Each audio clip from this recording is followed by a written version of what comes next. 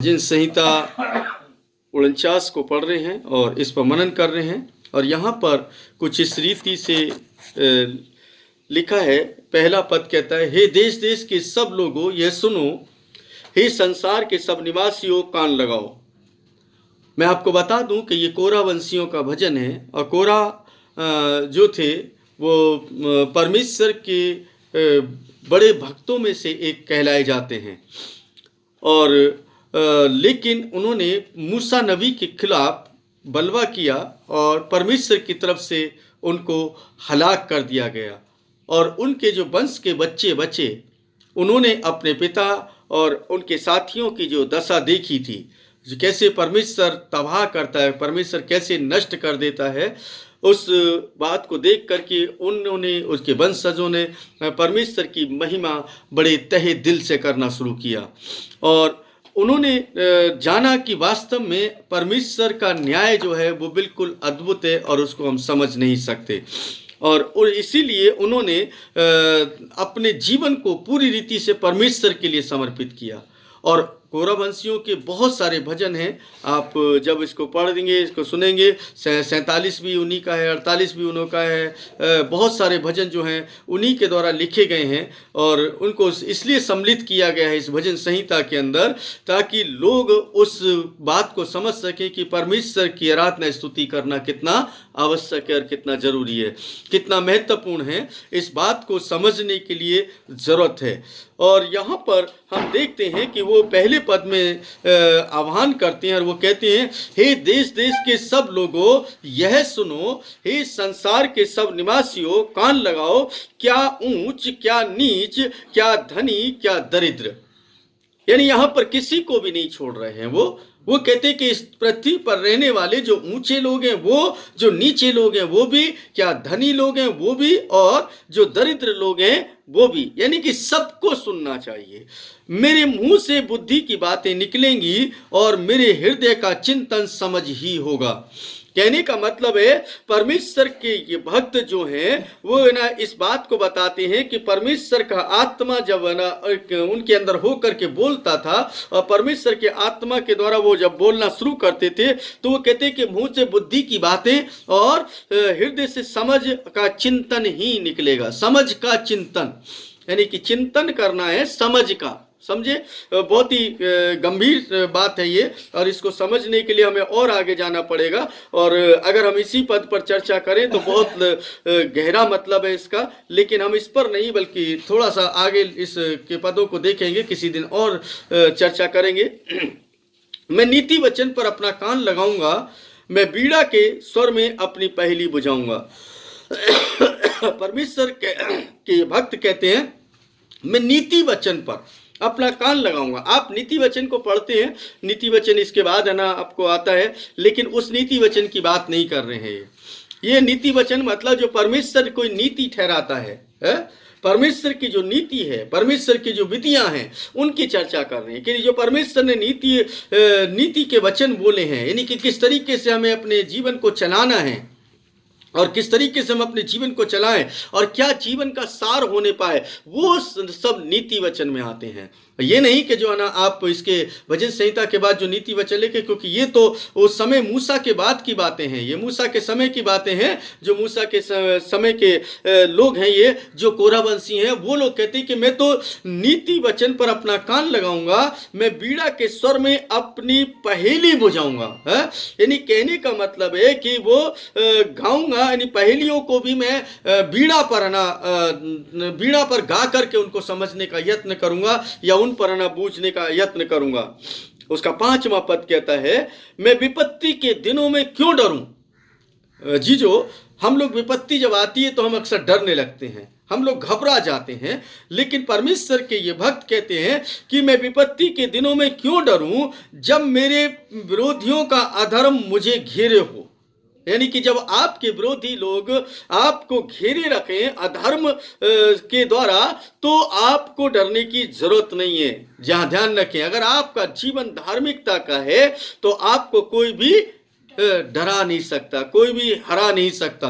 अगर आपका जीवन धार्मिकता का नहीं है तो आप ना इस बात से भी में भी निश्चिंत ना रहें कि कोई आपको हरा नहीं सकता है, क्योंकि कोई भी व्यक्ति आपको हरा सकता है। यानी धार्मिकता जो है वो आपके जीवन का आधार होने पाए। और धार्मिकता का कार्य जब आप करते हैं, जब धार्मिकता के साथ अपने जीवन को व्यतीत करते हैं, तब परमेश्वर को आपका जीवन पाता है और परमेश्वर आपके लिए कार्य करता है। तो इसलिए कहते हैं कि मैं विपत्ति के दिनों में क्यों डरूं, जब मेरे विरोधियों का अधर्म मुझे घेरे हो।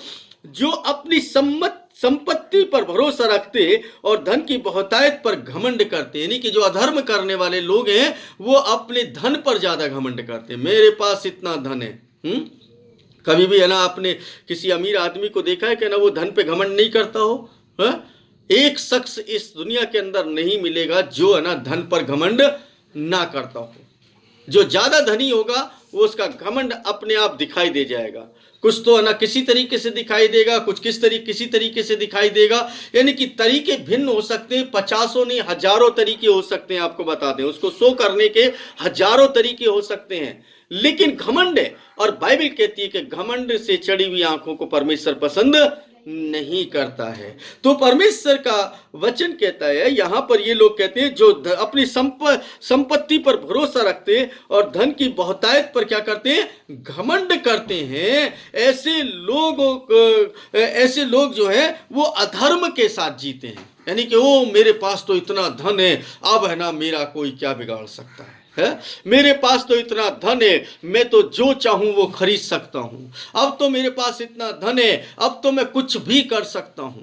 कहने का मतलब मनुष्य संपत्ति के कारण, अपनी धन दौलत के कारण अपने आप को इस दुनिया का खुदा समझने लगता है। और जब खुदा समझने लगता है तो आपको बता दें कि खुदा तो एक ही है, उसके अलावा और कोई है ही नहीं। और वो हमारे जीवनों को चलाता है। और वही है ना, इसलिए वो कहते हैं दूसरे पद में, क्या ऊंच क्या नीच, क्या धनी क्या दरिद्र, यानी सबके लिए है ये बात, किसी एक के लिए नहीं। जितना आपके लिए है इतना मेरे लिए है, इतना ही उन धनवान लोगों के लिए है, इतना ही उन ताकतवर लोगों के लिए है, इतना ही उन्हें ना तमाम पहुंच वाले लोगों के लिए। यानी किसी एक व्यक्ति के लिए नहीं है ये वचन। लेकिन उसको ना थोड़ा सा एक्सप्लेन करने के लिए यहां पर इन्होंने बात को आगे बढ़ाया। कोई भी मनुष्य मूल्य देकर अपने भाई को कभी नहीं छुड़ा सकता, न उसकी प्रवृत्ति में परमेश्वर को कुछ दे सकता है। यानी कोई व्यक्ति ऐसा है जो कह रहा किसी मनुष्य के बदले में पैसे देकर के उसको छुड़ा ले परमेश्वर के हाथों से। अगर परमेश्वर, बाइबल कहती है जीवते परमेश्वर के हाथों में पड़ना बड़ी भयानक बात है। अगर उसके हाथों में कोई पड़ जाए और उससे कोई बचा सकता है? नहीं बचा सकता। लेकिन मनुष्य सोचता है कि शायद मैं तो अनाधन के कारण बच जाऊंगा। आपको बता दें, अभी कोई बात कर रहा था, पता नहीं कौन बात कर रहा था कि धन जब आता है तो पता ही नहीं है ना चलता वो कहां से निकल जाता है। आता जरूर है, वो निकलता कैसे ये पता नहीं चलता। आने से पहले ही कम से कम है ना उसके 50 रास्ते बन जाते हैं। लोग है ना धन के पीछे इस कदर पागल हैं कि है ना उनको यही पता ही नहीं कि धन तो कभी रुकता ही नहीं है और धन कभी साथ देता भी नहीं है। ध्यान रखें, धन कभी साथ नहीं देता, साथ देता है परमेश्वर। अगर परमेश्वर साथ है तो धन अपने आप आ जाता है। ये परमेश्वर का वचन बताता है, मैं नहीं बताता। आप परमेश्वर के साथ चले, परमेश्वर आपको आपकी आवश्यकताओं को हर एक को पूरा करता रहेगा। लेकिन अगर आप धनवान बनने का यत्न करेंगे तो आप है ना परमेश्वर को पीछे छोड़ेंगे। ध्यान रखें, यानी परमेश्वर को आप भूलेंगे और परमेश्वर को भूल करके आप धन के पीछे भागना शुरू करेंगे। और बाइबल बताती है कि हम जब धन के इस सांसारिक बातों में पीछे भागने लगते हैं तो परमेश्वर से हम दूर हो जाते हैं, परमेश्वर से हम विमुख हो जाते हैं, परमेश्वर के खिलाफ हो जाते हैं। इसलिए परमेश्वर के वचन के अनुसार कोई भी मनुष्य मूल्य देकर अपने भाई को नहीं छुड़ा सकता है और ना उसकी प्रवृत्ति में परमेश्वर को कुछ दे सकता है क्योंकि उसके प्राण की छुड़ौती तो भारी है, उसके लिए प्रवृत्ति कभी पर्याप्त ना होगी। कोई भी जो वो है प्रवृत्ति जो है वो कभी पर्याप्त नहीं हो सकती। कोई ऐसी प्रवृत्ति नहीं है कहना परमेश्वर को कहे कि परमेश्वर तू ये पैसा ले ले या तू ये चीज ले ले और तू इसको छोड़ दे, नहीं छोड़ सकता। उसने ठहरा दिया है, उसका नियम है, वो अपने नियम के अनुसार ही कार्य करता है क्योंकि उसके प्राण की छुड़ौती तो भारी और उसके लिए फिरौती कभी पर्याप्त ना होगी कि वह अनंत काल तक जीवित रहे। कब तक जीवित रहे? अनंत काल तक। कब तक जीवित रहे? अनंत काल तक जीवित रहे। मतलब अनंत काल तक वो जीवित रहेगा। ऐसा हो सकता है? कोई नहीं हो सकता। इसलिए परमेश्वर के वचन के अनुसार आपको और मुझको ये जांचने की जरूरत है, इसकी आवश्यकता है कि हम लोग परमेश्वर के वचन के अनुसार अपने आप को समझें, जानें और ये ध्यान रखें कि हमें परमेश्वर की सुनना जरूरी है। धन के लिए भी काम करना जरूरी है, क्योंकि उसके बगैर आपका जीवन नहीं चलेगा, मेरा जीवन नहीं चलेगा, इस दुनिया में किसी व्यक्ति का जीवन नहीं चलेगा। लेकिन धन को केवल ना उतना महत्व दें जितनी आपकी आवश्यकताएं हैं, जितनी आपकी जरूरतें हैं, अहम के लिए नहीं। क्योंकि बाइबल कहती है कि धनवान का स्वर्ग के राज्य में प्रवेश करना मुश्किल है, कठिन है। ये मैं नहीं कह रहा हूं, ये परमेश्वर का वचन है। हम है ना इस संसार के अंदर जाए तो लोगों को सुनते हैं कि ना इतना धन आ जाए, इतना धन आ जाए। तो आपको बता दें, जब धन आता है तो बुराई भी आती है। धन अपने साथ में बुराई को लेकर के, धन अच्छा है, बुरा नहीं है, लेकिन जब अधिकाई के साथ होता चला जाता है तो बुराई अपने आप आ जाती है। आप नहीं चाह करके भी बुराई में फंस जाएंगे। आपके अंदर अहम अपने आप आ ही जाता है।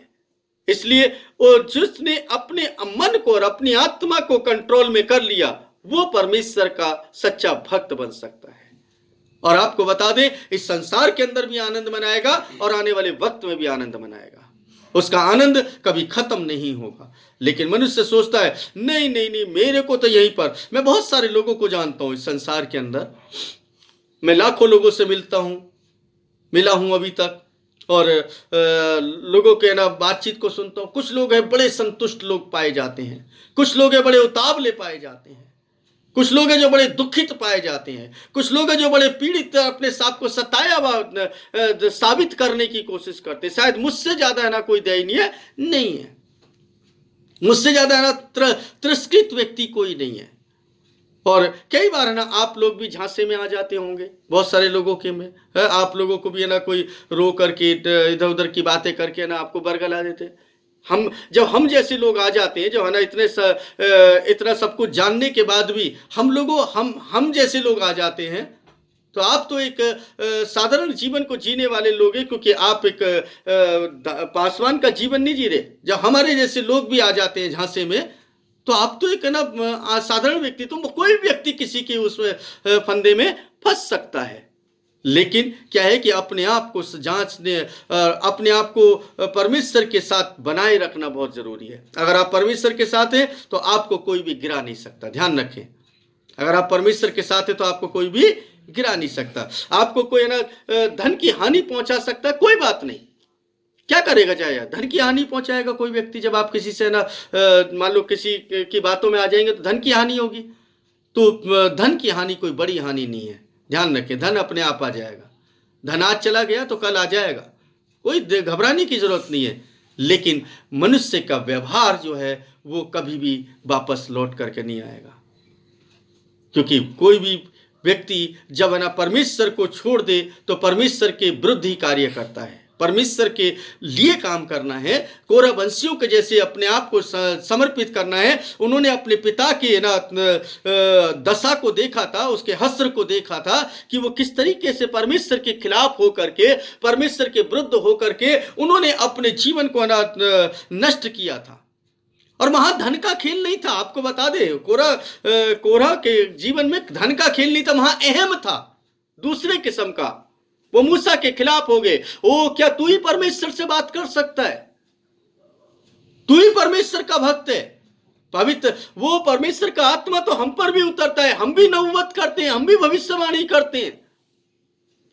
परमेश्वर को ये कभी नहीं भाया कि परमेश्वर जिसको खड़ा करे उसके विरुद्ध कोई खड़ा हो जाए। ये सबसे बड़ा अपराध होता है। इसलिए अजीजों, आप कभी भी किसी भी परमेश्वर के द्वारा खड़े किए गए ना व्यक्ति के विरुद्ध कभी भी कोई भी अल्फाज ना बोलें, क्योंकि वो आपके लिए हानिकारक हो जाएंगे, आपके जीवन के लिए हानिकारक हो जाएंगे। उस व्यक्ति का कुछ नहीं बिगड़ेगा, वो जैसा है, जिस तरीके का वैसे ही रहेगा।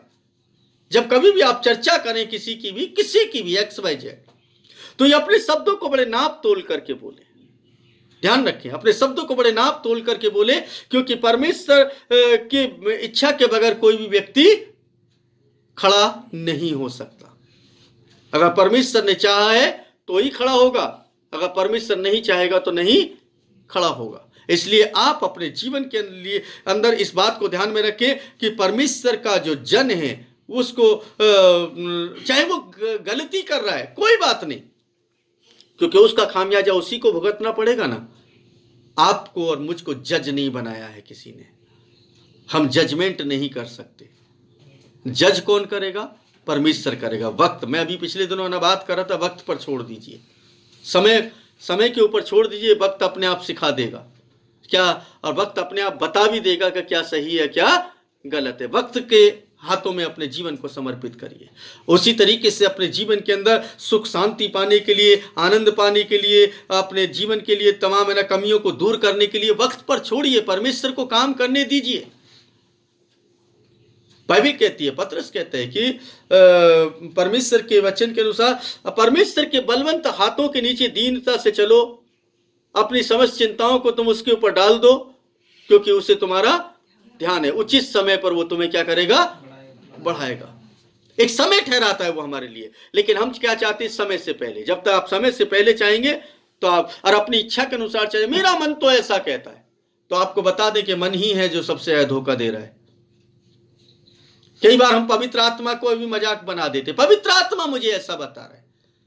पवित्र आत्मा आपको बता दे, बार बार नहीं बदलेगा आपके जीवन के अंदर। आपको एक मार्गदर्शन दे देगा, और पहली बार देगा, उसके बाद उस पर क्रिया करने के लिए आपको आगे लेकर के जाएगा। आप अपने जीवन को, हमारे मन के विचार जो है, पवित्र आत्मा को भी निगलेक्ट कर देते हैं, पवित्र आत्मा की अगुवाई को निगलेक्ट कर देते हैं। पवित्र आत्मा क्या चाहता है, आत्मा क्या कहता है, हम उसको भूल जाते हैं। हमारा मन जो कहता है हम उस तरीके से चलने लगते हैं। इसलिए यहां पर कहते हैं कि सब सुने, क्या ऊंच क्या नीच, क्या धनी क्या दरिद्र, ये सब के लिए है कि कोई भी व्यक्ति जो है अपने प्राणों की फिरौती के लिए कुछ भी नहीं दे सकता है, ना अपने भाई की फिरौती के लिए दे सकता है। वह अनंत काल तक जीवित रहे, कब्र को ना देखे। ऐसा कोई भी व्यक्ति नहीं कि ना वो कब्र को ना देखने पाए। हर व्यक्ति को जाना है इस दुनिया से, हर व्यक्ति को मरना है, क्योंकि देखने में आता है कि बुद्धिमान भी मरते हैं और मूर्ख और पशु तुल्य मनुष्य दोनों मिट जाते हैं। वो जानते कौरवंशी क्या कहते हैं? पशु तुल्य मनुष्य। मूर्ख तो मरते ही हैं। ये दो किस्म के लोग होते हैं इस दुनिया के अंदर। एक तो होते हैं जो बुद्धिमान लोग होते हैं, एक होते हैं जो मूर्ख लोग होते हैं, और कुछ लोग हैं जो पशु तुल्य मनुष्य, मतलब पशु के समान।